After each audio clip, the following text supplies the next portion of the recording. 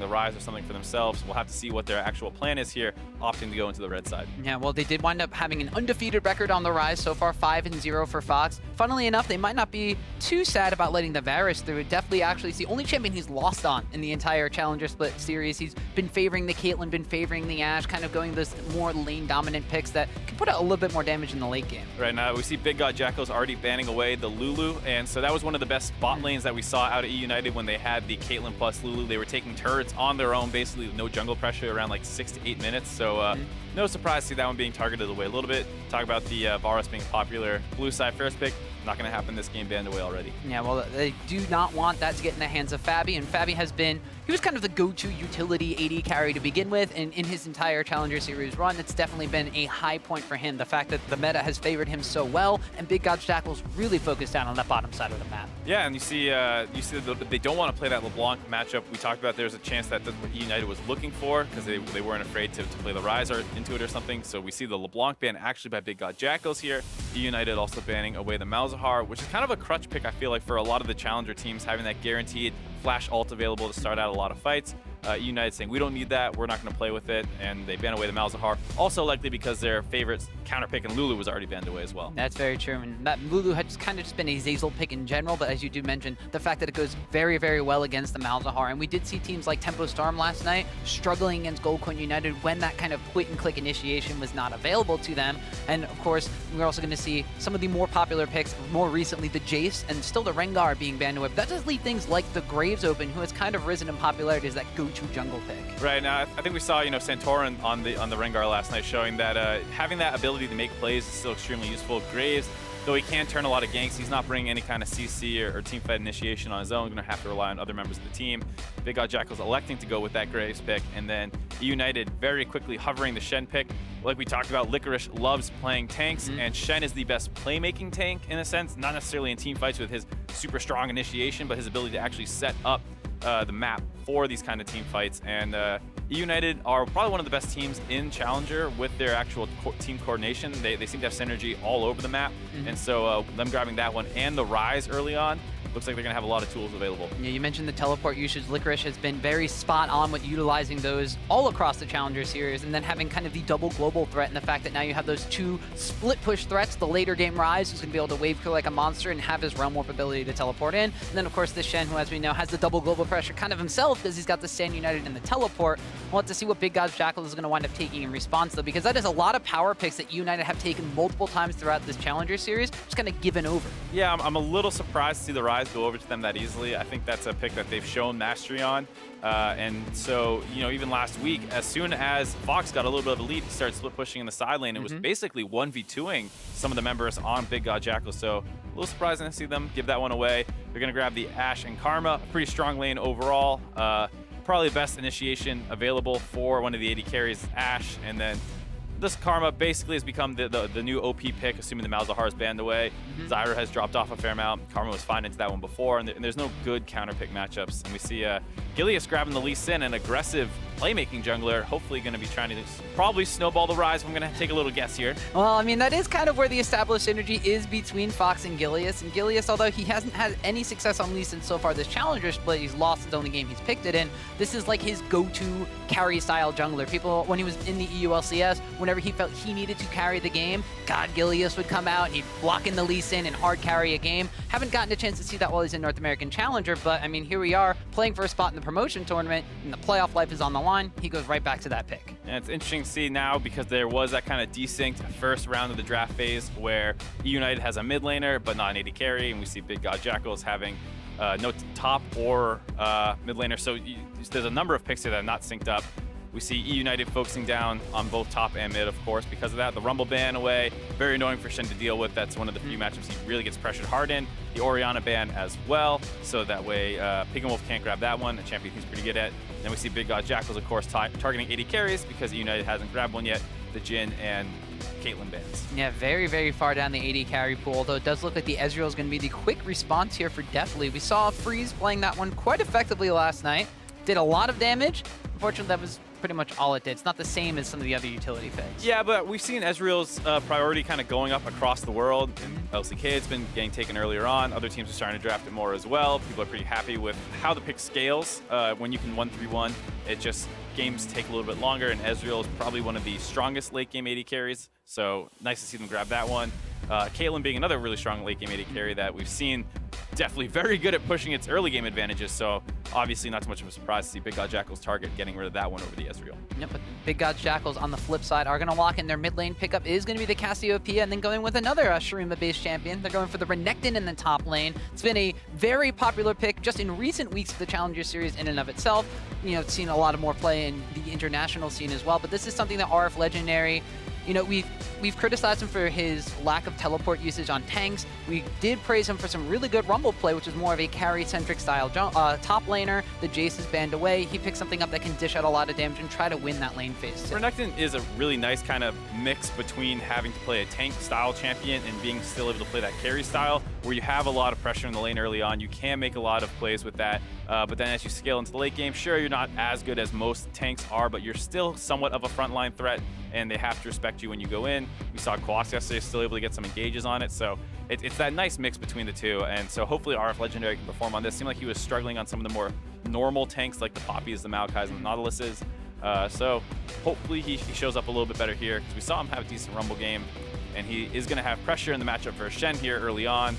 eUnited rounded out their comp with the Soraka, something that also has been going to see a little bit more play in the Challenger Series recently. Yeah, if you're not going to be able to get something that's a little bit more damaging in the bottom lane, you're going to go with something that can keep you sustained and utility-based up. We saw Mad Life playing that one twice yesterday to some great effect for Gold Coin United. They did advance. Yeah, I mean, that's one of the things that people like into Karma, because Karma is so focused on landing a lot of poke and harass in the early laning phase, and sure, Soraka can't quite match the pushing, but she does a great job of negating that harass. So eUnited down a little bit of pressure in a couple of these matchups. Often we see Cassiopeia favor versus Ryze, Renekton favor versus Shen early on, and then Ashe, Karma should have a little bit of an advantage versus the Ezreal, Soraka lane. So eUnited down a little bit of pressure in the lanes early on to Big God Jackals, but you can probably say that they have the scaling advantage a little bit. No, Big God Jackals, we did hear from Peek and Woof right before the game started that they wanted to try to get an advantageous matchup in the mid lane. They know that the synergy is there between Gilius and Fox, and they like to play things with a lot of wave clear. We'll see if, now with this Graves and the Cassiopeia pick, if they're going to be able to match that kind of established synergy now that Gilius and Fox have on them. Game number 2 of last week in week 5 didn't quite work out for them. Wiggly was playing the Elise, had a little bit of hard CC this time around. Not as much CC, but a lot more damage coming out of their combo. Yeah, there's definitely a little bit less mid lane jungle CC available for Big Gods Jackals, but at least they do have the pressure advantage, so Wiggly can kind of spend that early game more running around and trying to get a farm advantage potentially. That we've seen that it can be difficult to deal with some of these jungle invades when you have to worry about the other team's solo laners moving in on you first. That was something that helped Santorin out, as well as some smart pathing last night. He looked pretty good. Wiggly's going to have that kind of pressure advantage this game. Probably going to be on him to kind of start getting some leads early on. While Gilius is going to try and turn a couple of these matchups because, like we said, the other team will be pushing into him. So if he can find a good angle, the gank should be there. Yeah, a little bit more effective early gank coming out from the Lee Sin as opposed to the Graves. And you did mention with Sentinel playing the Graves previously against Gold Coin United, Santorin's Rengar was able to get some very nice invades deep down because his lanes are playing equally as aggressive as he wanted to play. But we'll have to see if that's going to be the same sort of thing we see out of this Lee Sin pickup. If it's going to be more aggressive in the counter jungling style, or if eUnited, as you mentioned, having a little bit of a disadvantage just straight on paper in these level 1s straight away from the lane phase, if it's going to wind up being an option, and if Wiggly's going to try to shut anything down from Gilius. Definitely going to be something to keep an eye on. It's a little surprising in the draft phase to see the Orianna banned out and leaving the Cassio open. Maybe they just didn't think Peek and Wolf was going to play the Cassio. But generally speaking, Cassio is a much worse matchup for the Ryze, whereas Ryze is usually decent into Orianna. So interesting to see some of the draft decisions by both teams. It could have also just been more of a comfort thing. Like maybe they don't necessarily want to play against the Orianna, whose Shockwave could completely turn the fight around. If you shut down the Cassiopeia in lane phase, she will eventually become a late game monster, as we saw Phoenix doing that very early in the game yesterday. But if you're not in that kind of circumstance, the Cassiopeia does take a little bit of time to ramp up. But We'll see where the focus is from both of these teams, as both the junglers starting on the same side of their jungles up on the top side, to see where the action actually gets made out first in this one. Both of these junglers have been known to be a little bit different in their style. Gilius, kind of the hard carry, the very centric, I'm going to play the game my way style jungler, whereas Wiggly's been very vocal about the fact that he is definitely a team player and he wants the coordination to speak from his plays. Right, I think that's something that Big Gods Jackals wants to focus on a little bit more, is having a couple different styles to go for in the early game and what they want to do. Fabi obviously is an extremely strong player. Sometimes they want to play around him. Sometimes they want to play around Peek and Wolf, whereas on the side of eUnited, it's mostly seen as Licorice holding on the top lane on tanks and joining in the team plays later on. Definitely and Zeyzal doing pretty well in lane on their own, but not getting a ton of help from Gilius unless he's showing up to help finish off a turret or secure some vision control, with most of the ganks really heading towards Fox. Well, speaking of this mid lane matchup, Fox getting a decent amount of trade damage onto Peek and Wolf, but once again the Cassiopeia having a little bit more early game damage than the Rise before the cooldown reduction pops in for Fox's pick, so getting some equal trade damage over there. You did wind up mentioning on the bottom half of the map here, definitely versus Fabi. We spoke to Fabi in week number 1, and he was kind of a little upset about the fact that he was going to have to play against people like Phoenix and Mad Life and those kinds of guys in the Challenger Series, and wanted to play against some more of the lesser-known players. Definitely in Zeyzal, they are rookies to the NACS. They are brand new picks, definitely himself coming out of the North American Scouting Grounds. Fabi himself has been the most lane-dominant AD carry so far, with the highest CSD at 15 minutes for those characters. We'll have to see if he's actually going to be able to, you know, step up to those words where he says, I want to be able to beat these guys. I mean, he is known to be a little bit of a troll, so we'll have not quite sure how serious he was being during some of those comments in his early interviews. But, you know, even despite the kind of reputation he had during his time on Team Liquid in the LCS, kind of as a role player, utility AD carry, during his time in the Challenger Series, he's always actually been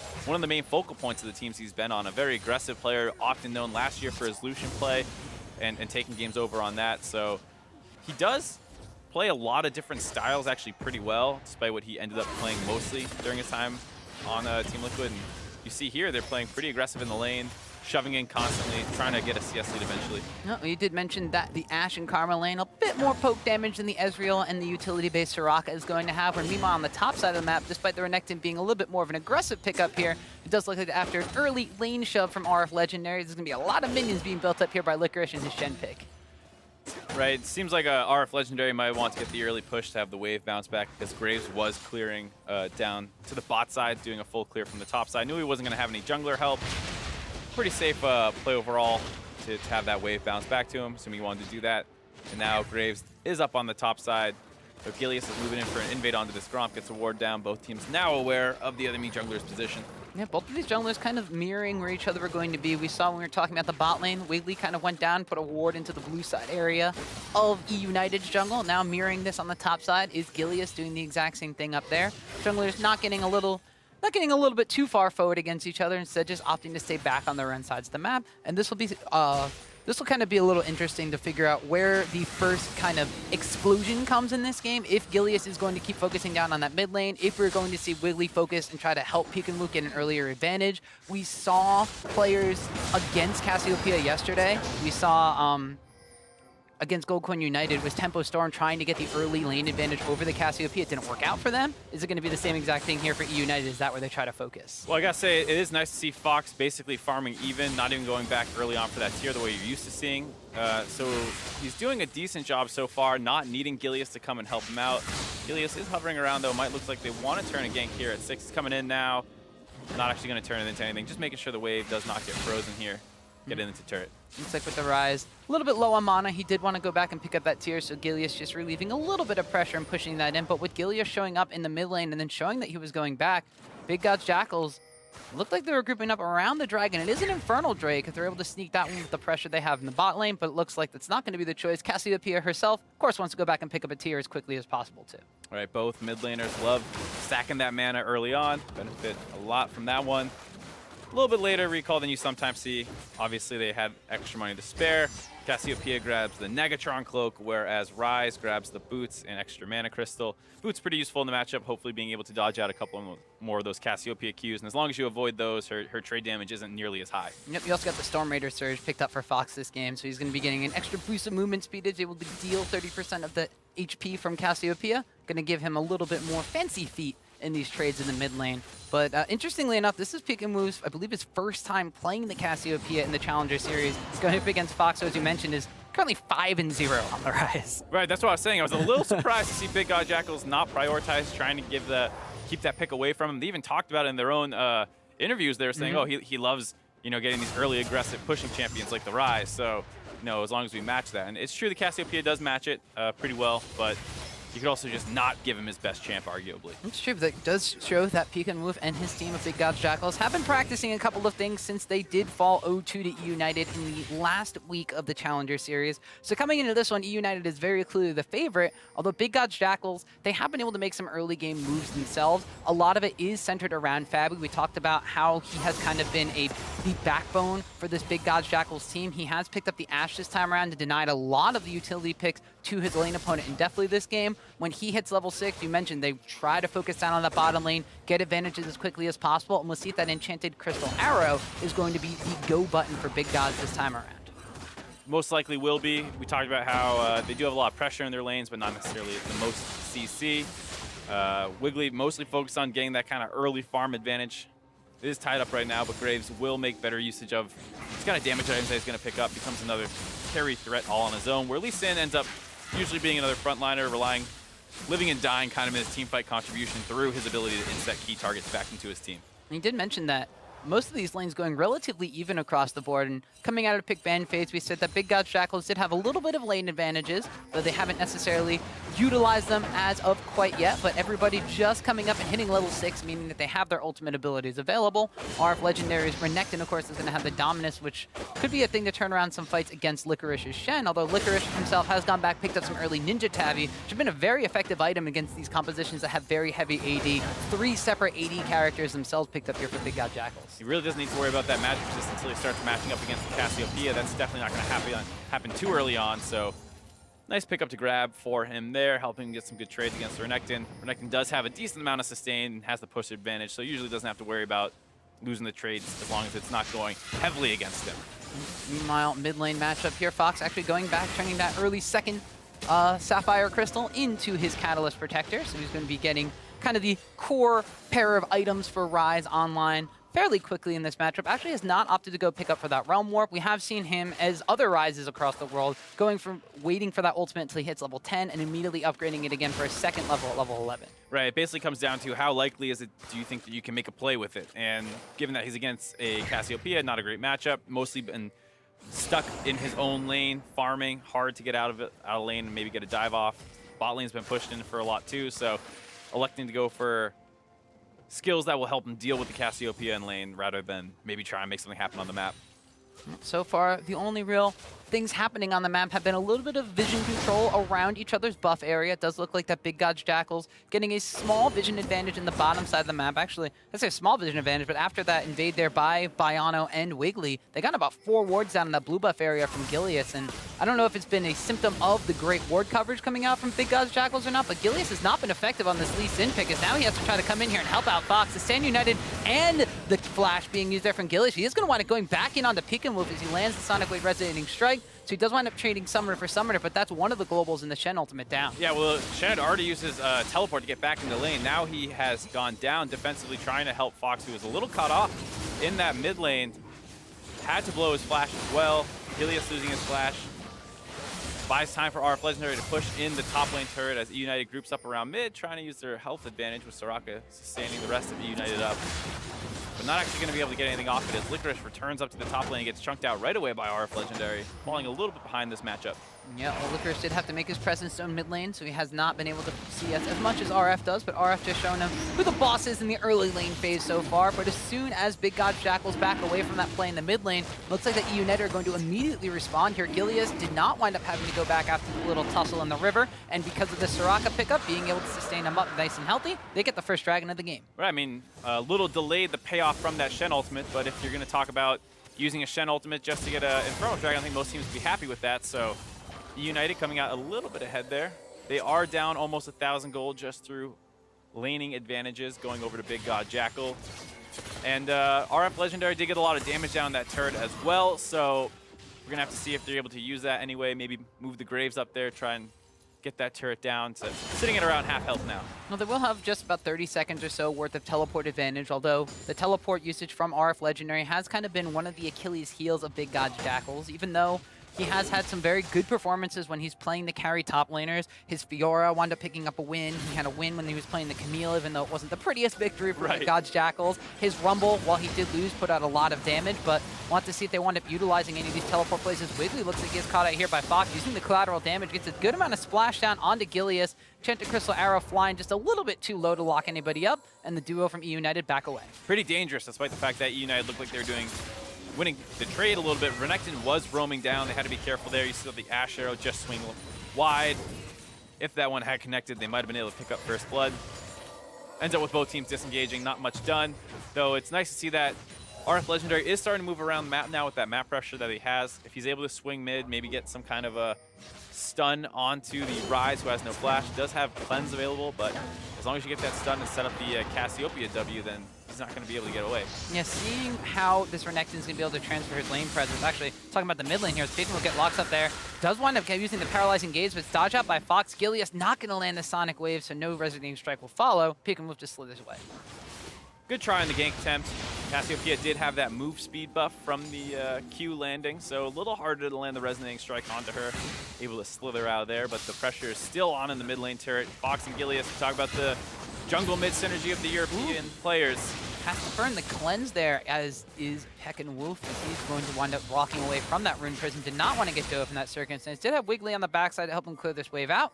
There's been a lot of pressure and a lot of focus from kind of everybody in this mid lane, as we do see RF Legendary making his way down from the top side as well. There hasn't necessarily been any kills being translated from it quite yet. And this is something we saw Solo doing in the Goldcoin United series. Got his Renekton a ban in the next couple of games as well, is continuously shoving up against that tank matchup and then roaming down, trying to create advantages elsewhere off of that lane dominant pick. See, it doesn't look like eUnited's done yet. They're still trying to engage. Able to go in and blow up the Cassiopeia for first blood. Gilius gets the Shen ultimate. Doesn't finish channeling. Looks like that was interrupted by RF Legendary. But you get to see the Soraka heal come in there as well. eUnited, good play to grab first blood there. Yeah, so it did look like RF Legendary decided he wanted to go back to the top side. His lane was pushing in, but as soon as he moves away, Gilius, with a really good combination there, does pick up first blood, and it does wind up going over to the Lee Sin. So God Gilius going to put his carry pants on, lands a Sonic Wave. Disciplined enough not to take the Resonating Strike under tower. His mind and body both telling him no there. RF Legendary taking the trade on the top side, trying to force onto Licorice, but the Shen has kind of gotten tanky enough now that it's very hard for Renekton to win an all-in. Yeah, Renekton dropping a little bit too low there with his dominance being popped. Has picked up a Phage for himself in addition to that Tiamat, whereas we're going to take a look at this play again. We saw RF Legendary making his way down towards mid lane, but as soon as he decided to go back, Gilius hops over the wall, and they collapse. Yeah, I'm very surprised to see them go for this play. It was pretty aggressive, but they do manage to make it work for them. The Shen ult and the Soraka ult coming in, showing that they had enough defensive tools there that Big God Jackals, even if they did try and turn it, probably would not have been successful. So good play by eUnited overall there. In a relatively slow game, good to see them find plays somewhere around the mid lane. And like we said, this is kind of their play style. This is how they do it. Licorice up on the top side all on his own, left on an island. Definitely in Zeyzal, mostly the same way, doing fine in lane. Down just 5 CS, nothing major. And then Gilius making repeated trips to the mid lane. Whereas on the side of Big Gods Jackals, you know, the lane that has been doing the best for them has kind of been that bottom side matchup for Fabi. As you mentioned, a slight CS advantage in their favor. They continuously have some trade pressure, and Fabi has unsuccessfully shot a couple of Ash arrows up towards the other parts of the map to try to get things underway. The most impressive part it has to be is maybe it is because Licorice is continuously moving around the map utilizing that Shen Stand United. RF Legendary does have a slight, was 10, now going more into the 5 CS category advantage over his top lane opponent, who's already picked up his Tiamat and has a Black Cleaver as well. Right, and talking about some of the itemization, Big God Jackals does not have a heal, or I mean Ignite anywhere, and they also did not grab a Morellonomicon right away onto Peckinwolf, so they don't have any way to cut into the potential healing coming in from Zeyzal. Need to be a little careful because that gets very annoying later in the game if you don't have any way to deal with that. Someone other than Fabi will have to, though. They open up on the Peckinwolf again. Yeah, the flash kick and then the roam up from Zeyzal means that Cassiopeia is not going to be able to do anything. Silenced and locked up. That's another kill going over to Gilius' Lee Sin, and it translates into a first tower for eUnited as well. Really nice combination there by Fox, Gilius, and definitely starts off with Gilius getting the kick right into Zeyzal, who's able to land the Soraka E to silence any kind of follow-up, and they just convert that into an easy kill and turret. Normally you don't see a Soraka roam like that, but it was quite effective. I mean, the Soraka roam's usually used defensively. She runs up there after the trade as they flash in onto Wiggly. Fox getting very pushy in the mid lane, flashes forward, winds up burning the dash and the flash from Wiggly as well. And that's actually going to be translated into a second tower. Big Gods Jackals not pulling away their bottom lane, not pulling away their top lane, not wanting to defend, and they lose 2 in the mid lane. Very surprising to see. We talk about the Soraka roam. Like I said, usually it's defensive, but she can move in there and assist in those kind of ganks with the silence, interrupting any kind of counterplay you would hope to see out of the Cassiopeia. She could not flash away or anything like that, and goes down to the gank attempt, 3-man roam mid, and then Big God Jackals not thinking that eUnited will push for a second turret, and they do. They grab that one, and that also leads to their second Drake of the game, gonna grab this Ocean Dragon, Cloud Dragon coming up next. It's kind of like one of those scenes in a movie where they all waited on the side of the blast cone and the explosion goes and they jump over the wall. And then there's a dragon they have to kill. I don't know what movie you're watching. I don't know. You gotta tell me, 'cause I'm interested. Oh, but Peek and Move pushing a little bit far into this mid lane with no towers available. Has to burn the paralyzing gaze. Wiggly on the backside is going to try to blow up Zeyzal, but he does get the standing United, whereas on the front side of the fight, Peek and Move trying to kite his little heart out. Will walk into the Sonic Wave, and he will go down for the first kill of this fight, but now a teleport in here from RF Legendary. A shutdown does go over to Bayano's Karma. A flash and a stun there from RF Legendary. Pulls a Quas to try to lock up Zeyzal, but he's going to stay relatively healthy. RF Legendary now a little bit deep. His Dominus has already been popped. His health bar's dropping extremely low. Dominance is gone. A flash forward and one auto attack from Definitely will seal the deal. Now Big Gods Jackals have to turn tail and run from this one. A taunt flash from Licorice locks up Fabi, and they will take down another kill. Almost good enough for Big God Jackals to be able to turn that one. Peek and Wolf did a really good job kiting out in the 2v1 versus Gilius and Fox, which is eventually able to get turned around for a kill. But despite the fact that they landed the Ash Arrow onto Soraka, she stays alive through the fight, able to start topping members off. And then when the TPs come in, they're able to finish them off. Starts out with them opening up onto Peek and Wolf. Going to be kind of 2 ways to look at this fight. You can watch Peek and Wolf try and kite out the 1v2, or you can watch Zeyzal run away from the Graves here. You think that maybe they should have targeted back onto Zeyzal, who's going to start running in here, getting those heals, like I said. You see the Soraka running around in the middle of the fight, no one focusing her down. Thinks a little bit of a misplay there by Big God Jackals. No one focusing her down until that flash stun there from RF Legendary, but she was the focus of the fight from the backside of Big Gods Jackals to begin with, and without taking out that utility chase champion, you mentioned already, no Morilla Nomicon, no Executioner's Callings picked up yet, being able to keep everybody from the side of eUnited alive, save for Gilius, who they do wind up picking up a kill on, but then the flash still available for Licorice, taunts across, locks down Fabi, and it's a 3-for-1. Not a bad play there by Licorice. We've seen a lot of people struggle with those kind of flash taunts. Connects onto that one, picks up the last kill of the fight onto Fabi. Overall, well fought. You see a lot of damage dropped by every single member on Big Gods Jackals, but that's kind of the problem when you're up against the Soraka. You have to find a lot of bursts onto a single person, not spread out damage like they kind of had in that fight. Yeah, so now it's going to wind up being Big Gods Jackals a bit on the back foot after having some early lane advantages. They're not going to be able to transition them properly, as Gilius actually going to go toe-to-toe with RF Legendary. The Dominus does get popped. Gilius knows he can't quite take that resonating strike, and ooh, the True Shot Barrage. Just barely not enough damage.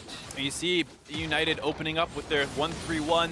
They tend to run this all the time, especially when they get that Rise pick. This is something Big God Jackals struggled to punish in Game 2 last week.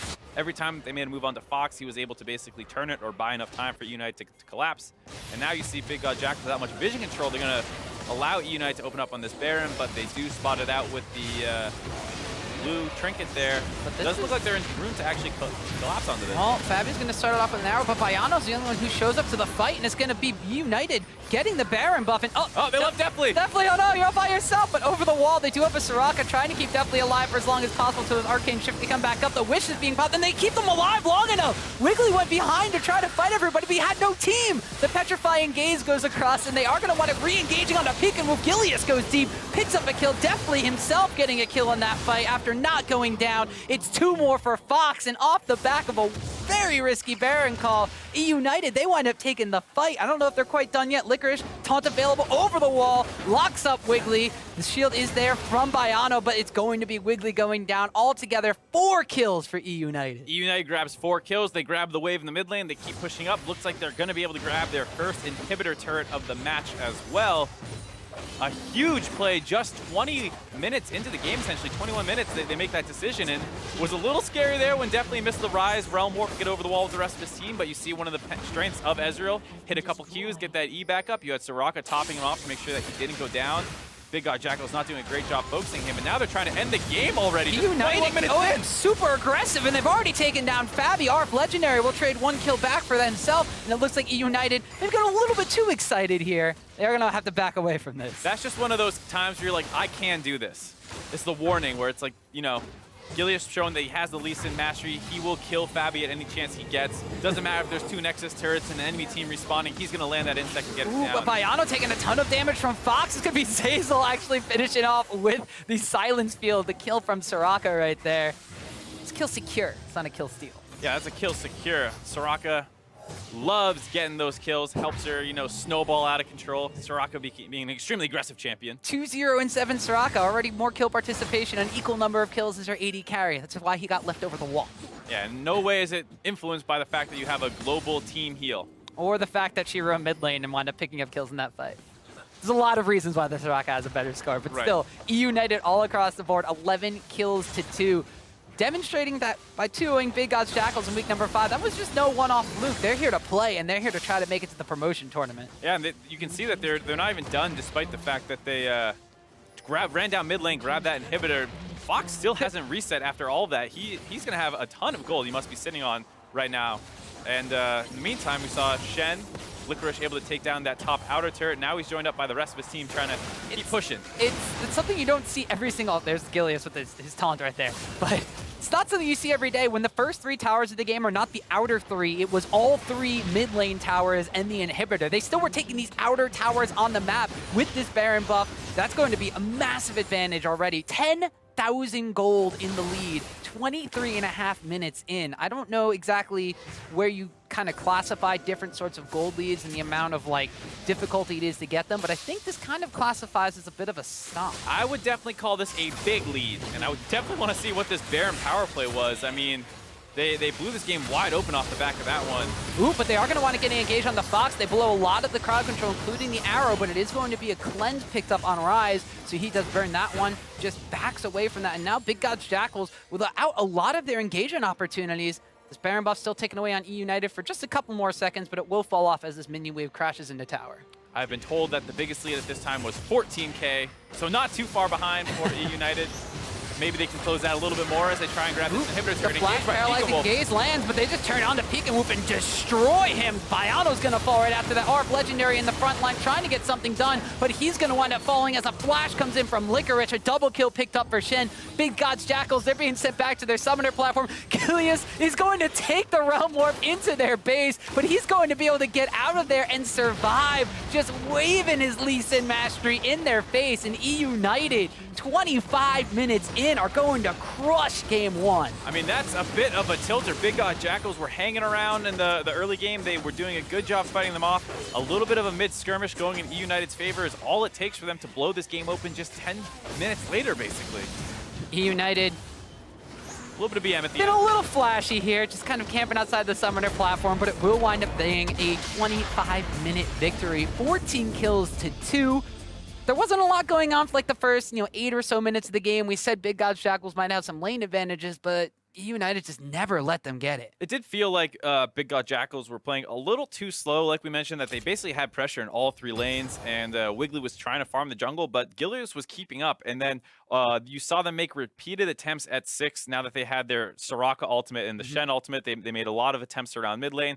Finally, they're able to turn one for first blood, and that was kind of the off to the races moment, where after that they were relentless mid lane. Like you said, they took all 3 turrets and an inhibitor mid lane before they grabbed anything else. Yeah, that's right. And we saw one of the strengths coming in for the side of Big Gods Jackals is going to be the kind of the EU mid lane jungle synergy between Fox and Gilius. It wound up being not nearly as effective as it was in the early stages of the game. They really didn't even get that online until they were about level 7, about level 8. Took a little bit slower, but it still happened. I mean, that's kind of what we were talking about, though, and what we saw last week during their matches, where in the first 10 minutes of the second game, Fox and Gilius were, for the most part, being controlled, and we're getting a little beat up by the mid-jungle synergy from Big God Jackals, but that's what makes their mid-jungle synergy actually so good for eUnited is the fact that they don't need to get the like super early level 3 kill. They can turn one at level 6, level 8, level 9, and that's what they managed to do in this game. Well, the mid lane was a big focus from both of these teams and is going to be the focus of a lot of the play that happened, including the middle stages of the game. Around 18 minutes, eUnited really broke the game open by taking a 3-for-1 fight in the mid lane. Peek and move pushed up a little bit too far, and this is, Mark, like you said,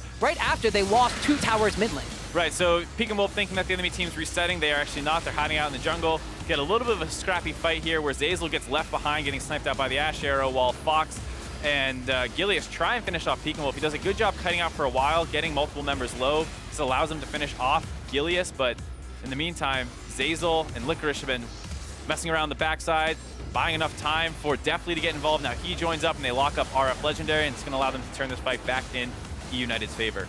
Yeah, and even though Big Gods Jackals were looking to try to turn that around, you mentioned by not being able to kill off that Soraka at all in the fight, she's able to sustain up basically everybody from eUnited. They were able to turn and continue to chase down, including a really good flash taunt there from Licorice. Like we said, it's not the easiest thing to land. Everyone jokes about, people missing taunts on the Shen, and there Licorice had a pretty good game. He lost the lane a little bit early on, not too bad, held on mostly, had to use a couple of his ultimates early defensively from the plays that Gilius and Fox were trying to force around the mid lane, but eventually they were able to start making these pay off.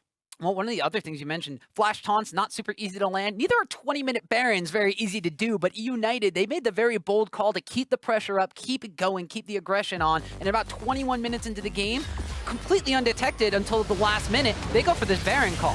Right, I mean, it was a great decision overall. They had some good wards around the mid lane to know that no one was really in range to contest this. Definitely just misses the boat there, but he's going to be okay. Just going to hug the wall here and get healed up by the Soraka. Wiggly gets basically presents himself as a target for the rest of eUnited to turn around. If you just help focus down on Deftly, probably would have been a choice.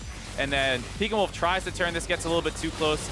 He's able to get engaged on, and then it's a chase down after that for the side of eUnited. They're going to be able to pick up two more kills after the Peek and Wolf one. They run down mid lane, they grab that inhibitor, and Wiggly, trying his best to get away from Licorice, doesn't end up doing it, ends up being a 4-for-0. Yeah, the taunt over the wall, Licorice landing another one of the Shen skill shots. This is why we were so confused as to the first 2 picks being left open for eUnited to take were the Shen and the Rise, and those were 2 of the picks that completely broke the game open for them. And it's 2 picks that you think, not even think, eUnited is going to love them. We see Licorice on one of the best tanks available on this patch right now, has a lot of global utility as well as having a good laning phase. Rise, kind of the same way, one of the best mid lane picks available, and one that we've seen multiple times here. Fox play the Rise extremely well, and as soon as he gets out of the laning phase in that 1-3-1, it was like a second later they were grabbing Baron, and the game was blown wide open. And we mentioned the Big Gods Jackals. One of the things they may try to target in this pick and ban, or just in this entire best of 5 series in general, was kind of prey upon the fact that while Licorice was off of tanks, he wasn't being as effective, and while RF Legendary was on more carry-centric top laners, he could be effective. RF did get advantages in lane, but it was basically because Licorice was everywhere else on the map. Right, I mean, that was definitely a big problem, was that, you saw RF Legendary trying to roam mid a couple times, but it didn't feel like they ever had the right mindset where they were going to force really, really hard. It can be scary against a Shen and Soraka. You know that at any point those ultimates can come in, but you do need to force over and over to force those summoners or ultimates out, because if you just sit there all game long, I think you could tell that United's comp was going to outscale. So it's a little scary, but you need to have that Ash Arrow connect onto somebody, bait out some of those global ultimates, and then look for a second attempt when they're down. Well, I'm glad you mentioned the Ash Arrow too, because Fabi's been a very kind of cornerstone player for the side of Big Gods Jackals. A lot of the things they do is because they get advantage for him on the bottom side of the map. Highest gold differential at 15 minutes for an AD carry, highest CS differential for 15 minutes for an AD carry coming into this best of 5 series. Didn't look like he was actually able to get any sort of traction against Deftly and Zeyzal, maybe because of the Soraka pick and how much utility it gave to the bottom lane, but there were no concrete advantages gained by taking the Ashe away. I think you can maybe look at the jungler Wiggly ending up going mid a lot. Feels like they're kind of getting sucked into playing eUnited's game, where it's a very jungle mid focused team, and that's obviously playing into something that United wants to do. So United survives a little bit of the early disadvantages that their comp has.